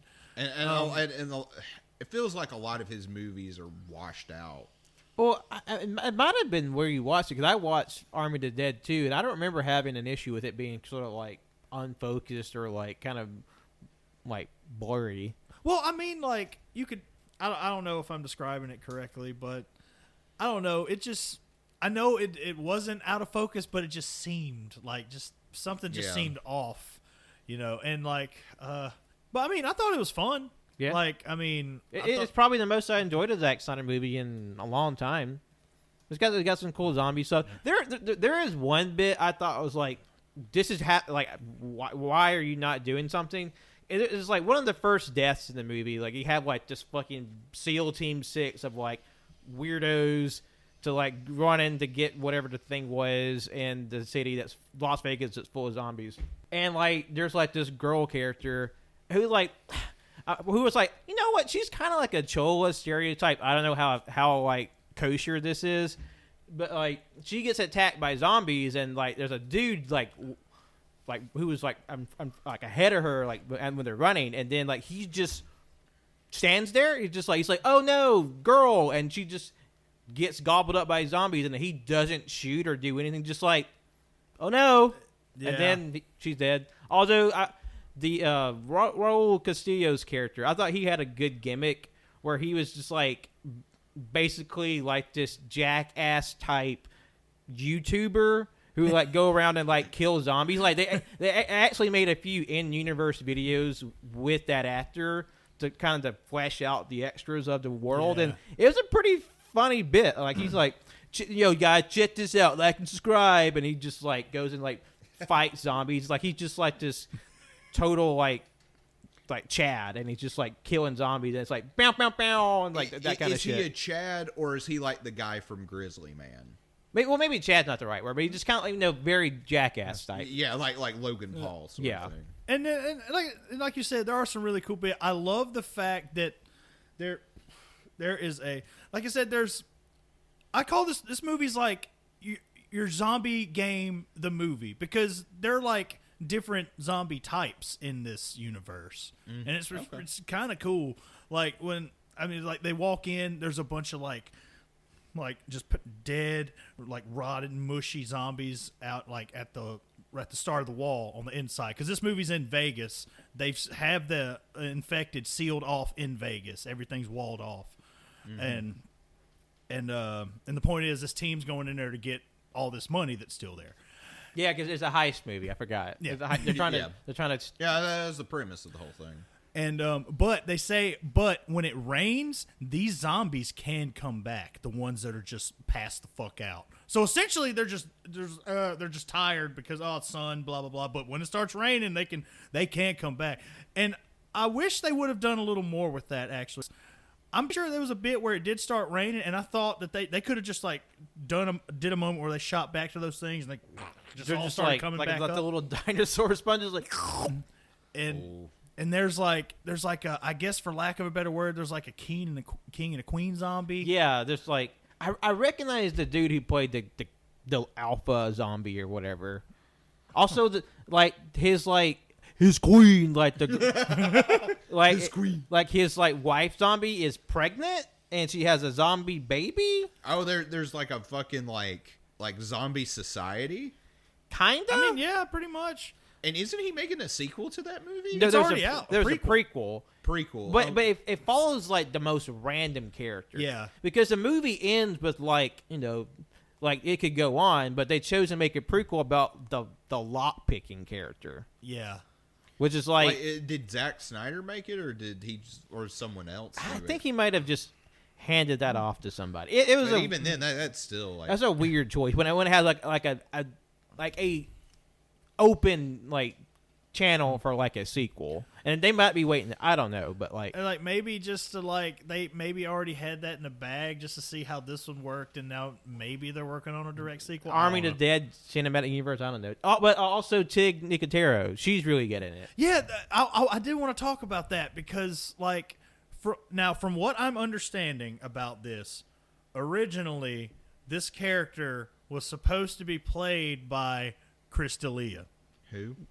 He is a stand-up comedian, and I'm pretty sure he got big-time Me Too. Oh, I think I do. Yeah. So, and I find it interesting that I think a lot of, I'm sorry, I want to, I don't want to be a dick. What are their pronouns? I don't know. I know Tig Nicotero. They're queer. I don't know. I can't. We'll look it up right quick. Yeah, I JoJo's just- got the computer. But I think most of their part was mostly like reshot completely. Yeah, I think they weren't even like in the same. I don't even think they were on set. Yeah, or at least with the. Let's see. I found that kind of interesting. Because like when you said it makes sense because Tig is kind of like off to themselves for a lot of them. Like, oh, they gotta, because they're the helicopter pilot. They gotta fix the helicopter. Yeah. It's like they're kind of more so separated from the rest of the group, like via plot. So like that might have been a little easier for them to insert them in there. Because like even in the parts when they're all together, they're kind of off to the side, and I was getting like kind of like Green Lantern floaty head vibes. Yeah. On a couple of those shots, and I was just like, wow, are there a couple of shots where they just like complete? Because like I feel like they might have had some of this stuff shot with this dude already. Yeah. Then it's like, ooh, Yeah, like, nope, we sir. gotta get him out of there. According to this old tweet, which I find hilarious, is my pronouns are "Sir, please calm down." So I assume like I don't find anything, so I guess it's she, her. Well, Yeah, you can understand like she's like a very masculine presenting. Yeah. and it's like I've known her. Like I've seen her stuff before, like very like dry humor, just like and like the delivery in the movie is fucking great. Like it's what she does. I know. So- I know a lot of people, even people who hated this movie, near unanimously, people have said Tig Nicotero is like one of the film's genuine strong points. Yeah. And, you know, she's a great comedian and like who's had a rough life, but they're a great stand up. And I guess another thing, Batista's great in it. And also, there's a fucking zombie tiger, and it's one of Siegfried and Roy's tigers. Oh, Zombie Like, tiger. The zombie tiger in the movie. I thought that was pretty cool. that's cool. But yeah, that was fine. Blah blah blah blah. I finally watched Black Widow. Oh, Finally watched it, and you know what? I thought it was pretty damn good. I know. I was surprised at how much I had a fun time Yeah. with it. I probably will never watch it again. Yeah, because like same, like I just waited this long because I didn't really freaking care. Like I mean, the character's gone, and then it's weird. Like I forget when this one takes place. Like after Civil War. I after think? Civil War and before Everything Infinity else. War. But other than all that, I thought it was a really solid action movie. Oh god, the actress who played her sister was great. Florence Pugh. Florence Pugh. She's one of my favorite. Like, I know She she's was the been. highlight of the film. One of the highlights. I know she's been around for a while, but she just started being in more like mainstream. She stuff definitely the had past her blow up moment. because she was in Fighting with My Family, right? Yeah, she played Whoa, Paige. Yes. Yeah, she plays Holy what's her face. shit! She- I she- didn't make that connection. Yeah, she Damn. paid. What was it? Paige. Yeah, Yeah, Paige. Paige. Yeah, Soraya Holy Knight. shit. That's crazy. and David Arbor's funny in it too. David Arbor's great. Like that. You know what? It was a fun time. I'd say check it out if you haven't already. For some reason, I got into documentary mode at one point. I watched a documentary about Val Kilmer and a documentary about DMX called "Don't Try to Understand." Now, Val was interesting because he has like a warehouse of just like tapes, footage of he basically filmed everything when he was during his career, and you see clips of some things here. There, it's narrated by his son because I think Val Kilmer had, I believe, he had throat cancer. Yeah, and which I thought it was interesting. There's a real funny bit where they're talking about his time on Tombstone, and even I didn't know this. Apparently, Doc Holliday was a dentist. And I really hope this wasn't planned, but in the documentary, his son goes, "Oh, Doc Holliday was a dentist." And he goes, "Wait, huh, really?" Just starts chuckling, like, and the camera even cuts to him in front of the mic with the script in front of him, like, "Huh, really?" Just like, I didn't know that. And I was like, man, I really hope that was genuine because that was some good stuff. But yeah, it was interesting. DMX. That documentary it chronicles, I think, his remaining days, because I think he died, maybe like a year or maybe a couple it was months pretty after. recent, because I remember like seeing that big motorcycle progression on Twitter. Mm-hmm. Like, God, the fact that he was like had like this funeral procession like it was a fucking monster truck with last year. Yeah, this man that feels like it was 2 years ago almost, just because time doesn't matter anymore. He was always one of my favorite rappers. I was sad to hear his passing. The man definitely had his demons, like definitely. But like in and outside his music. yeah, but like I enjoyed the work that he gave us when he was around, and it was an interesting watch. There's a couple of those documentaries on HBO Max that they did I want to watch. There's one about the Woodstock 99, I think, that they did. I think it's about the same company that released this one, I suppose. I remember watching that Finn McKenty. He did a coverage of that documentary. He wasn't too pleased with it. Oh, yeah? He didn't really like how that was framed, and I kind of agree with him to an extent. I finally saw Airplane. Oh, Had never. Yeah, that's right. classic comedy. Yeah, I'd never seen Airplane. Really enjoyed it. God, I remember seeing it once when I was younger, and I want to see it again because that movie is like genuinely hilarious. It's weird because like I remember even as a kid, like at a young age, even before I could get all the bits that were happening in the movies, I always liked spoof movies. Mm-hmm. Like the ones that come to mind that I remember seeing as a kid were like Spy Hard. Oh man, Fuck me! Spy with Leslie Nielsen. I think JoJo got brain blasted. And like the king, God. the king of spoof movies himself, obviously. Yeah, but it's like the Naked Gun. This movie, he's in this Airplane. And then, speaking of Val Kilmer, the guys who did Airplane did Top Secret. Which, God, if y'all haven't seen it, I really want us to watch Top Secret soon. I really like that movie. I remember seeing Hot Shots, which is a parody of Top Gun. Red Letter Media, they have a video on Top Secret that's really good. Man, I really hope my brain is not fucking with me, but I remember really loving Top Secret. I remember really liking the Hot Shots movies. And I forgot to mention in Val, I didn't know Top Secret was his first film. Really? That was his first motion picture, yes. Wasn't he like a Disney star, or am I confusing him with Kurt Russell? Because I know Kurt Russell was. According to the documentary, Val did a lot of like theater before.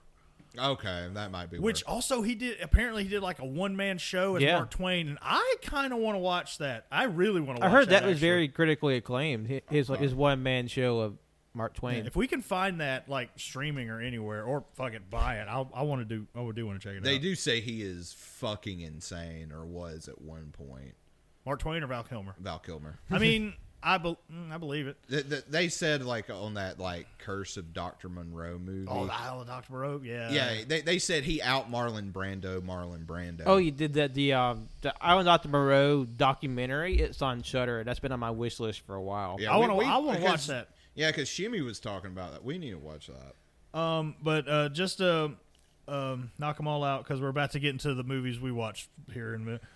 Rumble because I remember the trailers coming out for this movie a year or so ago. Yeah. I And remember seeing the trailers in theaters. It's basically a kaiju wrestling.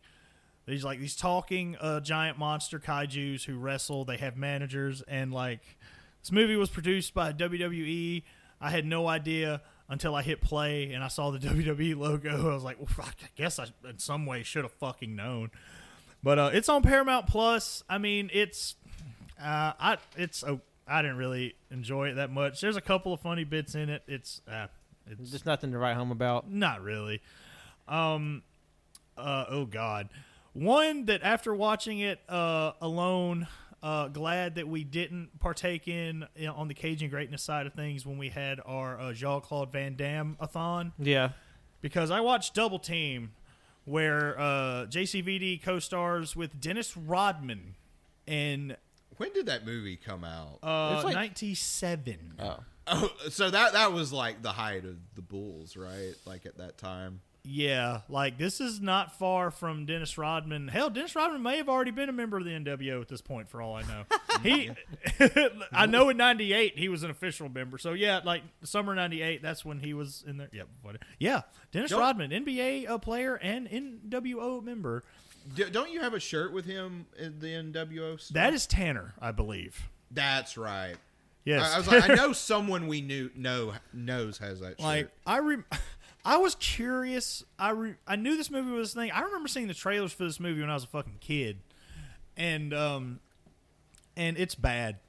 Don't watch it. It's like a lot of basketball jokes because God, Obvious. you would have thought this Dennis Rodman fella has played some ball in his day. But yeah, it's not good. I do not recommend.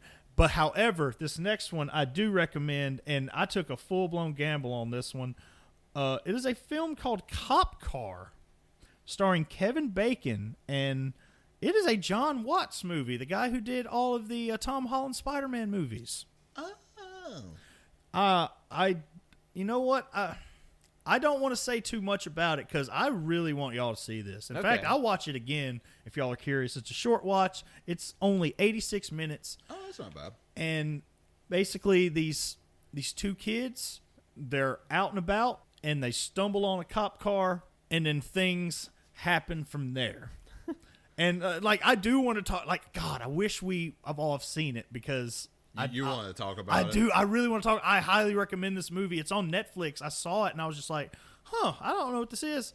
And like the premise was just pretty simple enough, so I checked it out, and it's a quick watch, very easy to follow, and it's like I gave it a 3.5. The more I think about it, I'm feeling like a 4 territory on that one. Oh. It's like I'm very interested to see what y'all think about it. Okay. And I want us to have a chat about it like we usually do after we watch movies anyway. So, Yep.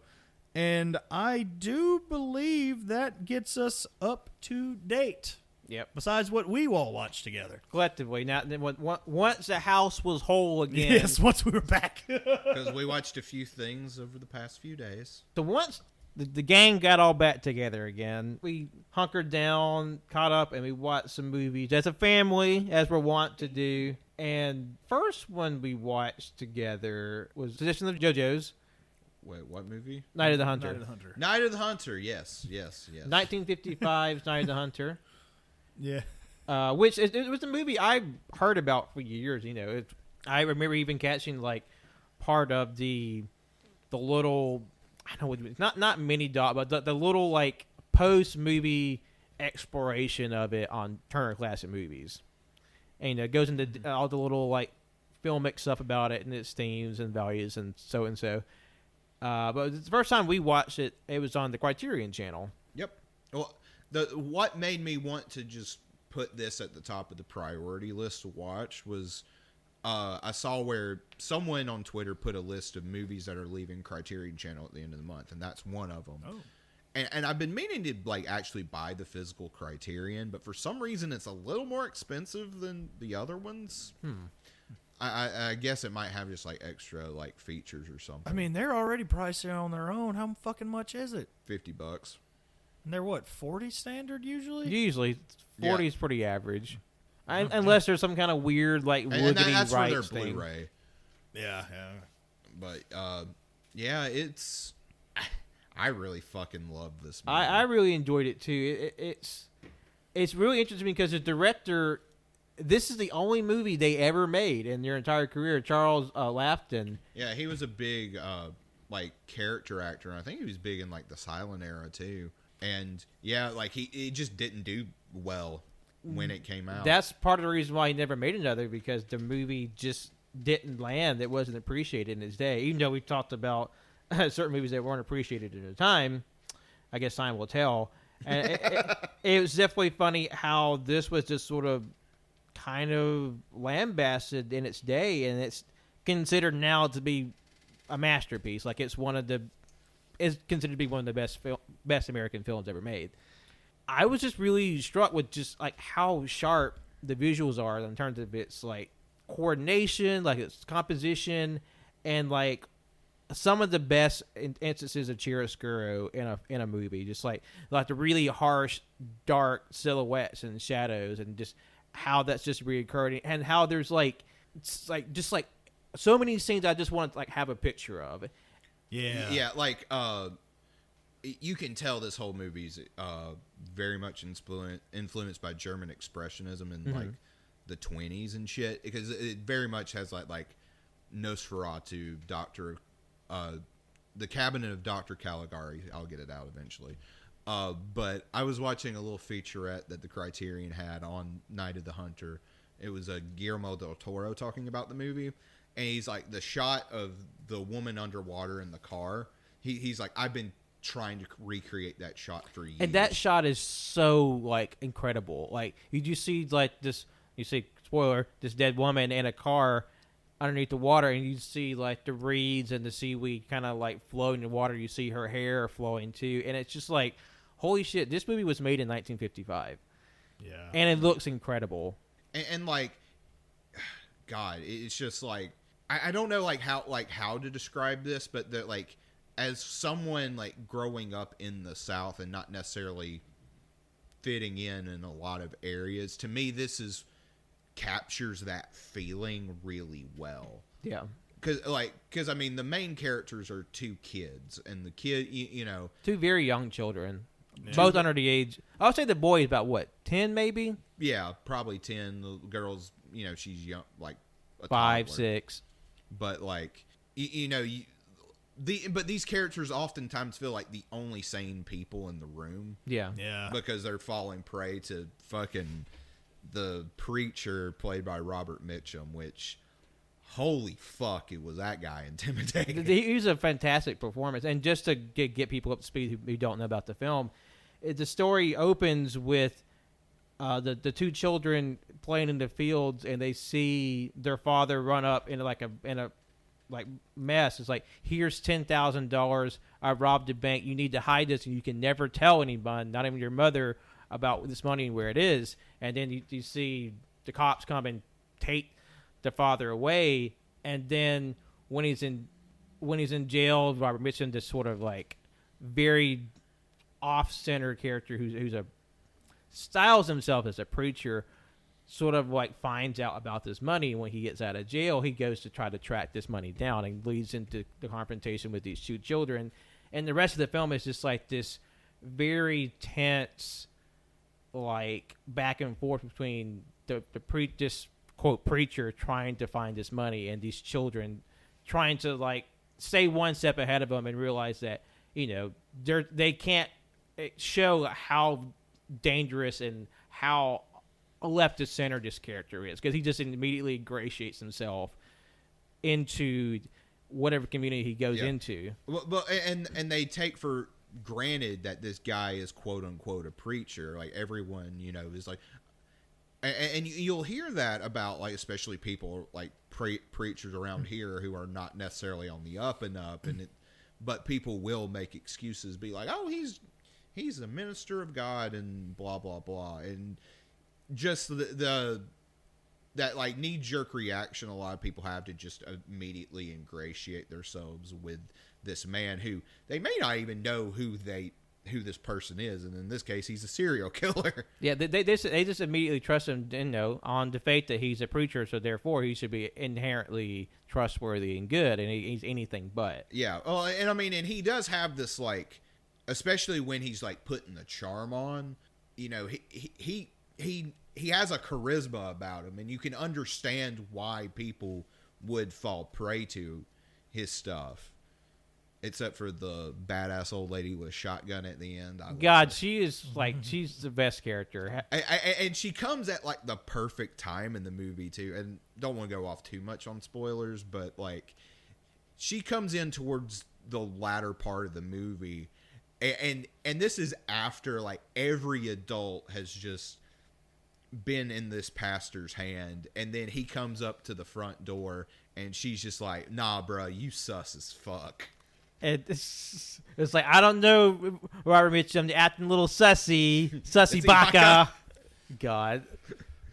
Memes and criteria. I mean, he was being a little sussy baka.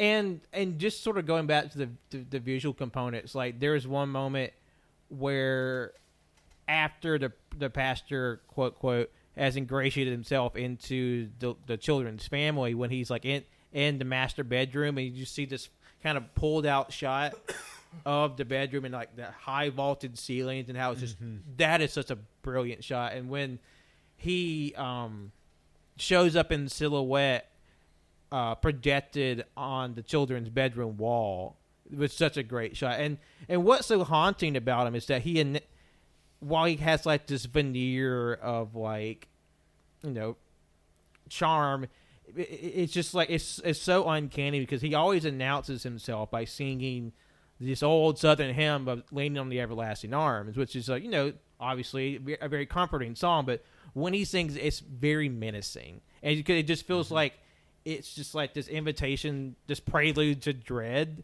And oh, yeah. And when the children are sort of like trying to keep their distance from him, you just see him like far off in the corner. He's just off to the side, and you can hear him just in the distance, that song, him singing that song. And just like, it makes you so uncomfortable. Well, in something like that, I think this movie gets that a lot of movies that criticize, particularly like Protestant preachers, is a lot of them. A lot of those other movies tend to characterize them as, you know, they're putting on this facade, but like deep down they're like doing all these like, you know, they're intentionally being malicious. Yeah, and but like they don't believe their own shit. They're just using this as a tool. Yeah. People like him or like Kenneth Copeland, for instance. It gave me big Kenneth Copeland vibes. If you know who that TV preacher is, he's a fucking insane man. But they believe that they have their heads up their ass sniffing their own farts. They actually believe this shit, and even that's what makes it so dangerous. Because if it's someone just using that as a tool, you know, you can sort of reason with them because there's sort of a logic behind it. But when someone has sort of, you know, fallen off the deep end, for lack of a better phrase, there's not much you can really like reason with. And people like Kenneth Copeland and like Robert Mitchum's character in this movie, they do have nefarious purposes, like, you know, and it's very much centered around money.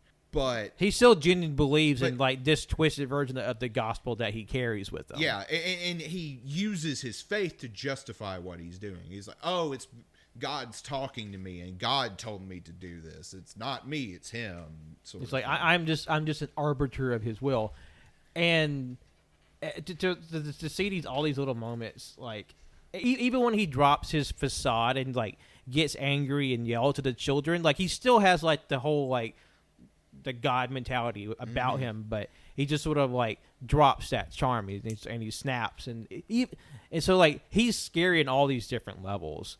But when he sort of meets his antithesis in the latter part of the film with Mrs. Cooper, I think that was her name, and like how like she while she's on the surface this like very caustic old woman, like she has a genuine like faith and genuine like desire to help people. Like she has all these like basically orphans that she's sort of taken upon herself to raise.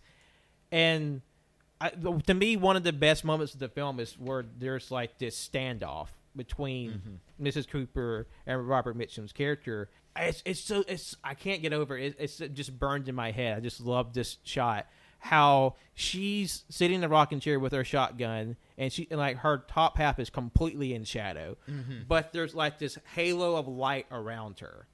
And then Robert Mitchum, he's sitting at night, but it's like a moonlit night, so he's well lit, but half of his face is in shadow to represent his sort of like duplicitous nature.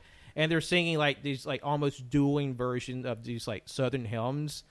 It shows like he's just like this warped version of Christianity, and she has like a more generous, genuine spirit. Well, like, you know, he's singing just leaning on the everlasting arms. But when she's, you know, singing against him, essentially, she's saying lean on Jesus. Like, she really knows the good parts of this belief system, this religion, and not using it to justify whatever horrid acts. Yeah. She's my favorite character in the film. Like, oh, yeah. And plus, it's really refreshing to finally get someone who doesn't talk down to children, who listens to the children, and like she immediately acts on like, hey, this guy is no good, and just because you're a preacher doesn't mean you're a good person. Exactly. Yeah. But yeah, I just really fucking love this movie. That's definitely one of my favorite movies I've seen this year so far. Oh, and yeah, I was really glad I sat in on that one because it told me what it was. And I just looked at the description and I was like, you know what? Yes, let's go. Yeah. Well, and you know, like I heard about this movie, you know, for a while, and people talk about how it's like one of the scariest movies. People, you know, it like people talk about like how scary the movie is, and I was just, and from the way people described it and how. It was also like, this movie's from 1955. How scary can it be? And it's not like, I don't want to be like, it's like this, you know, like The Conjuring or something, you know, or something like uber scary. But the parts, especially when he is alone with the kids, is some of the tensest I felt while watching a movie. Because you just feel the danger, because you have like this gigantic, imposing man, long limbs, large hands, and he's nefarious, and at any moment he could just like, you know, do something to these children, and they can't fight back because they're like small children. Yeah. But you know, they are more resourceful, and I do appreciate how the movie sort of in a time in American history where there's a lot of, I guess, like, not to be too derogatory about it, but like fluff in media, just having like a very, you know, daring attempt to say, hey, the world is not as nice as you think it is. Even with these things that you recognize you enjoy, those things can be used against you. And the whole movie, especially early on, before the preacher is really involved in the story, it has this very Andy Griffith-like quality. If you've ever watched that old show from probably around the same time this movie came out. And it's very much this sanitized version of small town America. And to me, I feel like this is a more accurate representation of what small town America is like. You know, and despite the plot being, you know, a little outlandish in a certain way, you know, it's not every day you hear about serial killers hunting children who know the secret location of a stash of money. I mean, obviously there's like some fanciful parts, but like the whole thing where there's an old lady in town who's kind of like a very like busybody, kind of forceful personality, and she kind of like, it's through like her goading and like the preacher's own like insistence that like he gets involved with the children's family. Yeah. And like at a fairly rapid pace. And also, before we stop, you know, move on to other movies, the fucking love-hate speech he gives, it's straight up in fucking Do the Right Thing. Yeah. Like almost word for word. But, you know, it's adapted a little bit. But, like, when he started, I'm like, wait a minute. Yeah. Wait a minute. Yeah, like, because I haven't seen that movie, But and I remember you saying that, and I was scrolling through Letterboxd to read some of the reviews, and one of the reviews I saw was like, he was like, you know what? I get the feeling Spike Lee really likes this movie.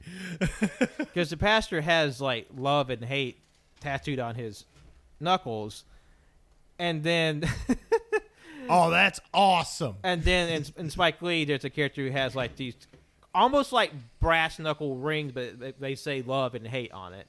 Yeah. And Spike Lee has said Night of the Hunter is one of his favorite movies. So, like, when that popped up, I'm like, oh, that makes sense. I'm not surprised. Yeah. Also, this movie predicted WWE superstar to fame. Just saying. Yes. Yes. Yes. It was a really good movie. It was really good. I know we kind of dominated that one. No. I'm sorry. Because, like, as we were talking, I'm like, wow, we are really dominating this conversation. No. I talked a lot about like 1,000 movies a minute ago. It's fine. It's okay. And like I will say, like a few days after watching that movie, I was singing, leaning on Me that. too. I was singing at work today. And like even like back in my religious upbringing, like I still have a genuine fondness for that song because like when I was a kid, the church we would play like a lot of the old Southern hymns, and that's one I still have an affection for. And like hell, I mean, it kind of reminded me of the remake of True Grit because that's a reoccurring thing in the movie. Well, and I mean, some people have said like, in a lot of ways, like, it's kind of a remake of Night of the Hunter, while also being an adaptation of a remake of True Grit. Yeah, the story. which that's a really good movie. Yeah, the remake of True Grit. Yeah, have you seen it? I've never seen the original, but I've seen the remake, and it's really good. I enjoy it. I Yeah. really love the remake. I haven't seen the Because original. The original's John Wayne, right? Yes. Yes. But yeah, I saw that in theaters with my dad, and I thought it was pretty fucking solid. I liked it. I really liked it. Speaking of westerns, Oh Yeah, it was the second movie we watched together. oh god, I just love the adventure that we took to get to this fucking point. Yeah, because this one was one we saw like, whoa, that sounds kind of wacky and crazy. Let's check it out. Which was 2013's Dead in Tombstone. What movie were we watching where it was the sequel? Yes, that's the thing. We saw the trailer for the sequel to this movie, and we're like, "What is this?" I don't remember what movie we were watching, but It was on a DVD. It had to have been. It had to have been. Was it one of the Fast movies or I don't know. I don't think so because I was watching. I haven't Big watched a Fast movie with y'all yet. was it Big Trouble in Little China? I couldn't tell you. It was some DVD of that era, and so you're feeling a little froggy. Well, what movie we want to watch? And this would be on the list. I suggested it, and plus I was thinking of it because I saw that the sequel, but not the original, is on Netflix now. Yeah. Make that make sense. So let's check out this Danny Trejo venture, this supernatural western. So Yeah. it was interesting. Question mark? That it was. I That's will a word to describe it. I will say, I remember the basic beats of this movie. However, I was mega drunk. So when I said at the top of the show, this is surprising I don't have a hangover, John or JoJo. That's the reason why. Yeah, you drank like a third of a handle of Fireball. Fucking sicko. Salute. I don't know how I do this, but it just happened, and I think that was the quickest I've ever been drunk. And I got to a point where I was like, I want to finish this handle off, but if I put a single ounce of alcohol in my body, I'm going to upchuck. So I'm like, I'm done. But yeah, Dead in Tombstone. Yes. Dead in Tombstone. Oh man, we watched it last night. Already forgot Mickey Rourke was in it. Because I feel like I asked that like 5 times. I'm like, is that Mickey Rourke? Because like Mickey Rourke plays like the Satan analog in this movie, because Danny Trejo and his adopted brother, The Blackwater Gang with Anthony Michael Hall plays his brother, and their gang of ne'er-do-wells. They bust one of their own out. They bust Anthony Michael Hall off out of his execution. They run off, and it's like, I know a town we can knock over real easy and get some money. And then they go and try to knock over, and then some shenanigans happen. Then they turn on Danny Trejo and they shoot him and kill him. And he wakes up in hell. And it's like, Devil's like, haha, you're in hell now. And Devil is Mickey Rourke, who just seems like he's just kind of on an elevated plane of existence.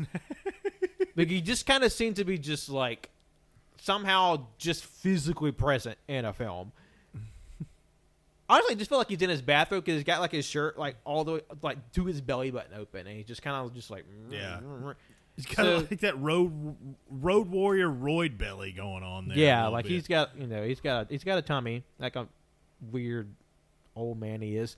So basically, they do this whole like Ghost Rider thing. Is like, hey, if you let me out of hell, I'll get some bad guys for you. And he's like, all right, go get those no good uns. And so then it's just like Danny Trejo hunting down his old gang for revenge, and which cool premise. Yeah. That's what sold us on the movie. It's a spooky, supernatural Western. But goddamn, you couldn't see hardly shit in this movie. No. It is so dark. And I understand it's a Western. There weren't lights in the West. Yeah, everything's kind of like, I get it. But also, this movie's fake. But there really no reason for this movie to be as dark as it was.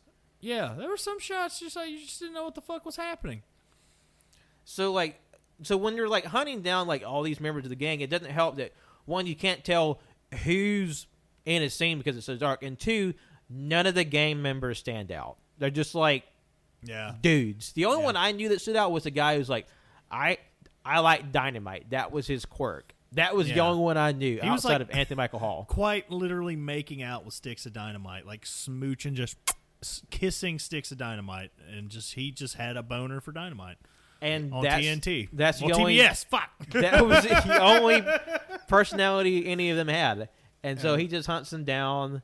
And like the sheriff's wife, she helps, quote unquote. Yeah. I mean, she's not given a lot to do. It was played by Dina Meyer, who I remember. She was in a couple of the Saw movies. I think she's in Starship Troopers. Yeah, I think that sounds right. Actually, I think she's in Starship Troopers.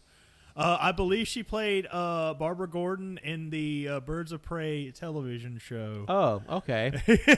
That's a fucking like weird deep cut there, but yeah. For all you Birds of Prey fans out there. Yeah, none of you. All my Birds of Prey fans, bees in chat. But it was just the one thing that I thought was just like, I mean, I guess, you have to further the plot. They have to have a reason to kill Danny Trejo. But, like, they just busted your ass out of fucking dying. You were almost hung by your neck until dead for being you. And then they got you out, and you're like, hey, just like you said, they had a plan. They're going to rob this town. And the plan was to fucking dip. Danny Trejo was like, hey, we got the money, let's leave. And he's like, you know what? I fucking like it here. I'm going to post up. And then, bang, they just blow him away. It's just like fucking crazy. And then we get to, we've already seen him once in this movie, but then we get swirled down to the hell toilet, get to the bucket of Botox that looks like Mickey Rourke. And we... Bucket of Botox. I mean, come on, look at that face. It's not seeping wrong. from his fucking lips at this point. Bitch, what? Where's the fucking lie? And like The gender swap version of Zsa Zsa Gabor. And but yeah, this it's very dark. Like you said earlier, there's a lot of shots where people are walking through. It's a famous shot. It's been done a million times over. It's a great shot, done well. But like the saloon doors, people walking through with the bright lights. But it's just like sometimes, like there's one shot where like literally like when the gang was coming in, it's like 7 people are coming through here, and it's like lingering in. And now we are looking at, oh God, pull that one up on the corner where he looks like one of the vampires from The Matrix next to Robert De Niro. Oh my God. Oh my God, he does. Like, how bad? Oh God, I feel bad. I'm sorry. But What? is that? What is that? Take Back? That's not Mickey That's Rourke. last year. That movie came out last year. We're looking at a thumbnail from a trailer for a movie called Take Back starring Mickey Rourke. And Mickey Rourke looks different in every picture of him on Google Images. every single one. But yeah, like I remember like when he's in hell, I noticed when he's in the hell toilet, there's like, a lot of like, how would you describe it? Like weird, like overdubbed sounds over like almost echoey style. Yeah. Like when he's talking. They put some reverb on this bitch. Yeah. And there are parts when he's Earth side where that doesn't happen. Which makes sense. Because it's in hell, and Yeah. there's a lot of like intentionally disorientating shots to make kids like, it's hell, it's weird, and it's spooky. But at the same time, like it's still like not cut together super well, and like even some of the real world cinematography is still kind of disorientating. And how they're just like a lot of just needless random slow mo too. Yeah, and like the editing is just super wonky. And it's like that's like the point I was going to make about the weird sound effect they had on his voice, because there was one part when he was in hell where there was literally just like one little shot where he said like a couple of lines where they didn't have that effect in there, and I was like, oh, you fucked up there, bud. You fucked up there, bud. Yeah, fucked up there. But bud. yeah, there's so many like quick cuts galore in this one. Yeah, like I remember like distinctly the editing just being bad, and I don't know much about film editing, or I don't know enough to where I'm like, I don't know why it's bad. This movie just feels wrong. Yeah, and especially like the bits where I feel like it happened all the time, but it may have been just like one chunk of the movie when it's Trejo and Rourke down in the hell toilet, and it's literally, there's a reason why I call it the hell toilet. Like the editing, it's like the camera is like spinning the whole time, right? Mm-hmm. Just every time it hits a wall, it's a different shot, wall, different shot, wall, different shot, just all centered around them, and it's just spinning the whole time. As it descends into like down this tube into hell. Oh, and it's like he's delivering this dialogue, and it's like you're almost in this rotating room while he's giving you all this exposition, and it's just like, man, I'm getting dizzy watching this movie sometimes. I mean, and it's like, I wanted this to be fun, and I guess there are bits that I guess could be fun, but man. Because the thing is, on paper, and this is why I think we, wanted to go for this movie. It's like we all like Danny Trejo. Yeah, we do. Like Love the man. even like bad movies he's in, he's usually pretty fun. Yeah.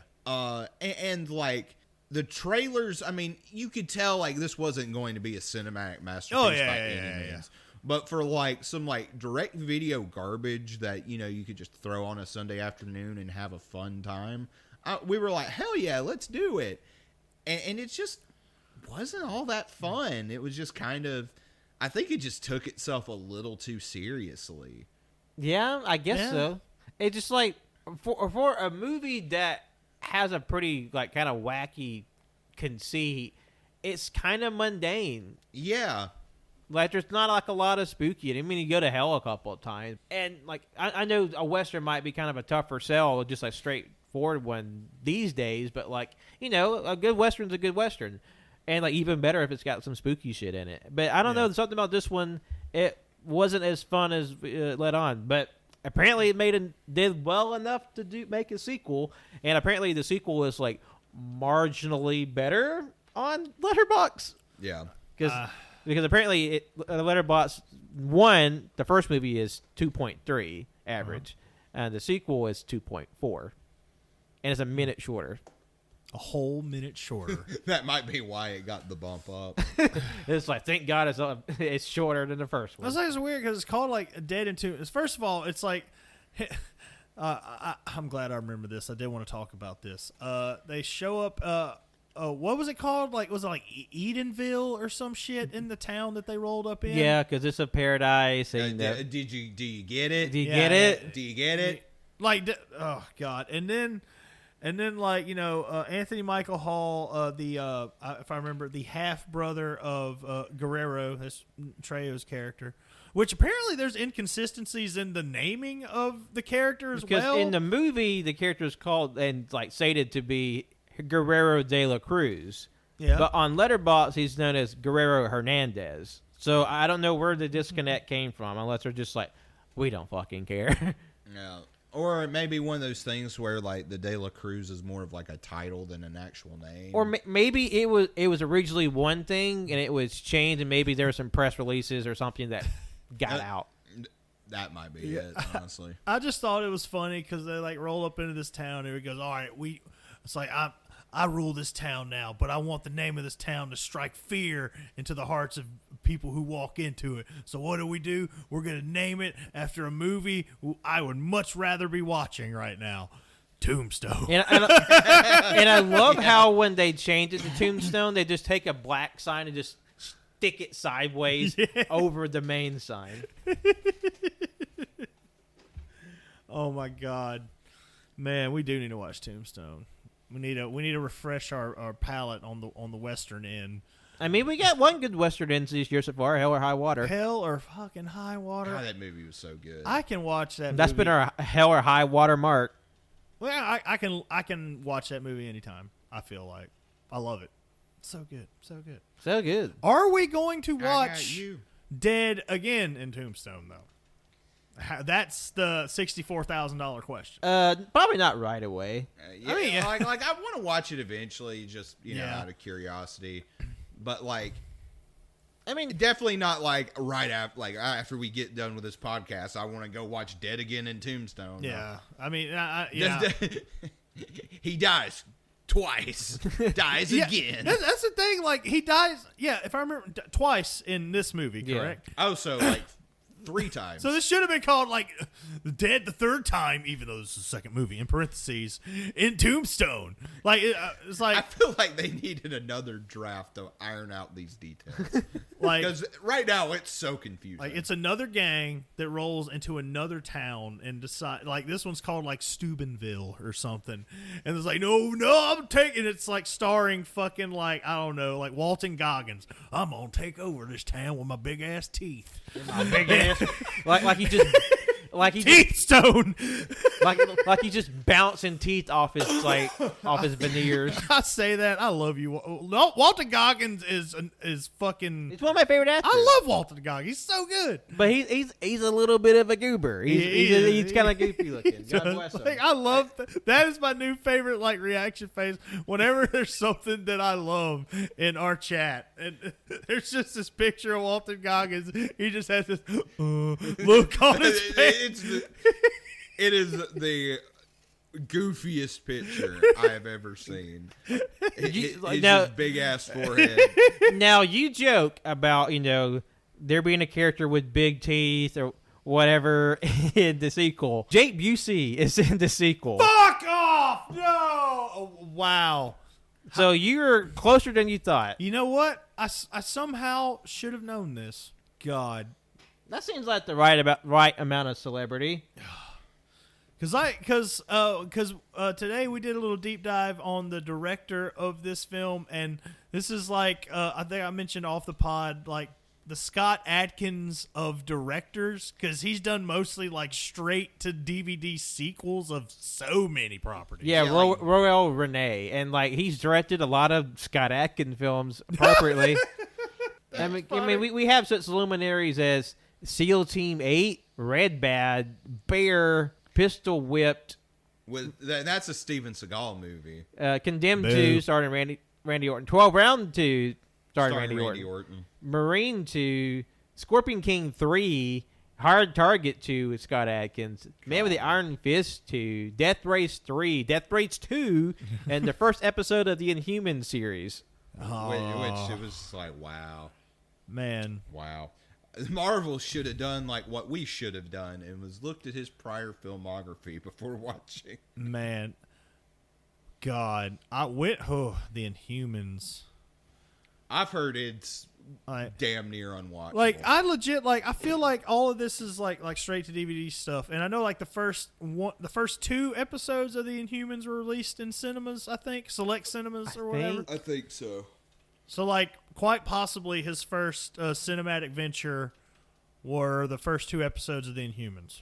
Yeah, and unlike, like certain Netflix Marvel properties, I don't know the Inhumans going to be ingratiated back into the larger MCU. I mean, it was on ABC. Yeah. I mean, but aren't they kind of bringing Agents of S.H.I.E.L.D. back, though? Are they? I heard talk about somehow Agents of S.H.I.E.L.D. is going to be, like, finagled in. I mean, I don't know. The minutia of the MCU. But, man, Dead and Tombstone. Yeah, it's like because again, I love like the story of how we came across this, I guess, franchise. I mean, if 2 movies make a franchise, but yeah, like we occasionally make trips to a local refurbished video game store. Yeah, and we'll just see what they got. And lo and behold, they had Dead and Tombstone one day. And I was like, you know what? I'm going to pick it up. And, yep, it's on the shelf. Yep. We have it. It got its one watch by us. It did. That it did. And you know what? It's better than The Fanatic. Yeah. It's also better than Mother and Don't Look Up. Yeah. Yeah. There, I said it. Brave. Fucking JoJo. You should fucking applaud me. JoJo has the guts, the balls, and the zhuzh to say what other film critics won't. Like, I'm gonna have to like stay up tonight wrapped in a blanket and watch both Don't Look Up and Mother. Just it'd be like a Jennifer Lawrence double feature. And like, let's just pick 2 of her like worst movies. And like, this isn't like to disparage Jennifer Lawrence. I'm neutral on her. It's just like she happens to be in 2 really shitty movies about global warming. Yeah. Well, I think this has been a pretty good catch-up session. This is the first canon on AYCH of 2022. Holy shit, it is. Mm-hmm. Oh, wow. I mean, Canon's been all over Cage and Greatness, but this is the first time he's been on AYCH for the year. So thank you, Canon, for coming on and talk to us. Oh, man, thanks for having me. It's always a pleasure. So always great to be here. Hell yeah. So we definitely miss you not being here. There's a couple weeks, and I'm sure the listeners out there in Banter Land, they missed you as well. Oh, yes. I have missed all of you out there in Banterland. And Wenzel, again, I'm sure you're going to strangle me the next time you see me. Like, what is wrong with you? No, I'm sorry. I'm not going to try my Wenzel impression again. But what? It's like my Wenzel mannerisms are better than my actual Wenzel impression. I'm going to work on it. I'm gonna iron out the kinks. Now he just had to complete the illusion and get like really turned on by muscular women. So yeah, that was the episode. That was the episode. That was episode 248 for the history books. Woo, woo, woo, woo, woo, woo. Whoop, whoop. And we're writing the closing lines right now. So thank you all so much for listening today. You can follow us wherever podcasts are found, and that's SoundCloud, Apple Podcasts, Google Podcasts, Spotify, Anchor, anywhere else. We're there. Be sure to like, rate, and subscribe on all those places. Keeps us visible, puts us in front of new listeners, and we always appreciate you when you do it. You can follow us on our socials, on Twitter and Instagram at AYCH Podcast, and Letterboxd and Facebook at AllYouCanHear. If you're listening to this to the week it comes out, we have a brand new episode of Cage and Greatness for you on Thursday, where Canon is choosing the movie of choice for that episode on a non-Nick Cage-centered episode. So definitely go and check that out and see what Canon's got cooking up in his head for you all to enjoy. Yeah, I know y'all are all probably mad as hell, and I'm sorry. I still don't have an answer for that. No, ladies, we're just recording this in posterity to be like, hey, I hope you guys really enjoyed my movie. Yeah, but in hindsight, how fucking funny would it be if I just like announced it on this show? So, well, guess what? I'm going to be watching Death Proof. Wait, really? Fuck no. Why would I do that? Because I was like, all right, that movie. That's a, No, that was a bit. No, I'm that not. was that's a choice. That was. But lastly, you can follow me, Patrick, on Twitter, Instagram, and Letterboxd at John Lost His Name. You can follow me on Twitter at JONIABY24 and John Oates on 12 on Letterboxd. And you can find me at That Cannon Guy on the Twitter housing, the Instagram housing, and the Letterboxd housing. And occasionally on the Goodreads housing. Yeah, Danhausen and AEW. Woo! We forgot to mention that. But you know what? Excite. Very excite. yeah. Very nice, very evil. So thank you all for listening. Come back next week. All you be cast. Bye-bye.